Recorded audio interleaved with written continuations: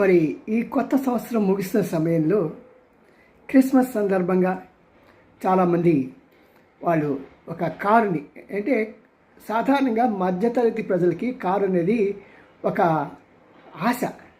సొంత ఇల్లు ఎలాగ ఆశో అలాగా ఈ సొంత కారు అనేది ఒక ఆశ. ప్రత్యేకంగా మన కోవిడ్ వచ్చిన తర్వాత అందరితో పాటు ప్రయాణం చేయడానికి ప్రజలు ఇష్టపట్టాల, ప్రత్యేకంగా చిన్నపిల్లలు ఉన్నవాళ్ళు. ఈ వీళ్ళంతా కూడా తమకు ఒక ప్రత్యేకమైన వాహనం ఉండాలి ఫ్యామిలీతో వెళ్ళేటప్పుడు అని.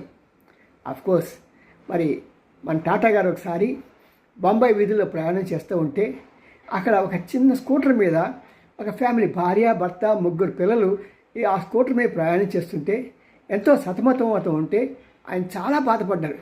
అయ్యో, డబ్బున్న వాళ్ళకి పర్వాలేదు, ఈ మిడిల్ క్లాస్ పీపుల్కి మనం ఏదైనా చేయాలి, ఈ వర్షం వస్తుంటే ఎండ వస్తుంటే వాళ్ళకి ఆ బాధలు లేకుండా చేయాలంటే వాళ్ళకి ఎఫర్ట్ చేయగల ఒక కారు ఉండాలి అని ఒక ఆశతో టాటా నానో అనే కారుని ప్రారంభించారు. మమతా దీది దయవలన దాన్ని చాలా ఇబ్బంది పెట్టేసిన టాటాని ఆవిడ నైజం అంతే, దాన్ని ఇంకేం చేయలేము. ఆవిడ గురించి ఎంత చెప్పినా మన టైం వేస్టే.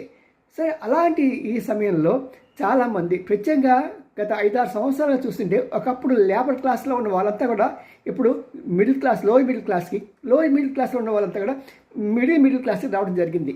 మరి వాళ్ళ ఆశలు ఉంటాయి కదా. మరి ఈ సమయంలో నేను వారికి ఇచ్చే సలహా అంటే, కారు మీకు కావాలి.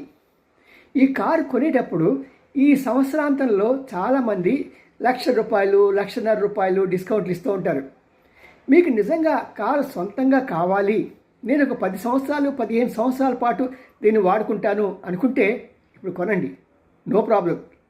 అదే కనుక నేను ఈ కారును ఒక 4-5 సంవత్సరాలు కొన్న తర్వాత నేను అమ్మేసి ఇంకా దీనికన్నా మంచి కారు కొనుక్కుంటాను అనుకుంటే మాత్రం ఇది సమయం కాదు.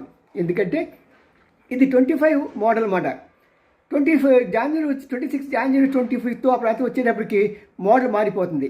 మోడల్ మారిపోయేటప్పటికి మీరు అమ్ముదామనుకున్న సమయానికి దానికి సరైన రేటు పలకదు.